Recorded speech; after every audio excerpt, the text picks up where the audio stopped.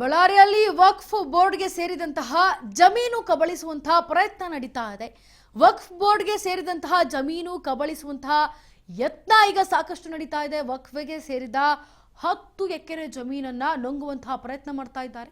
ನೂರಾರು ಕೋಟಿ ಬೆಲೆ ಬಾಳುವಂತಹ ಜಮೀನು ಇದೀಗ ಮುಸ್ಲಿಂ ಸ್ಮಶಾನದ ಪಕ್ಕ ಇರುವಂತಹ ವಕ್ಫ್ ಬೋರ್ಡ್ಗೆ ಜಮೀನು ಏಕಾಏಕಿ ಸಂಬಂಧಪಟ್ಟಂತೆ 10 ಎಕರೆ ಜಮೀನಿಗೆ ಫಾರಂ ಫಾರಂ 2ರ ರೆಡ್ಡಿ ಪ್ರತಿಭಾವತಿ ಅನ್ನೋರು ಹೆಸರಿನಲ್ಲಿ ಇದೆ.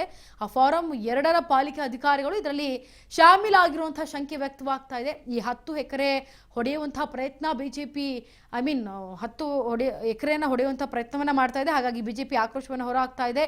ಪ್ರಭಾವಿಗಳ ಕೈವಾಡ ಇದಕ್ಕೆ ಸಾಧ್ಯತೆ ಇದೆ ಅಂತ ಆಗ್ರಹಿಸ್ತಾ ಇದ್ದಾರೆ ಬಿಜೆಪಿಯವರು. ಜೊತೆಗೆ ಇದರ ಬಗ್ಗೆ ತನಿಖೆಯನ್ನ ಆಗಬೇಕು ಅಂತ ಬಿಜೆಪಿ ನಾಯಕರು ಒತ್ತಾಯವನ್ನ ಮಾಡ್ತಾ ಇದ್ದಾರೆ.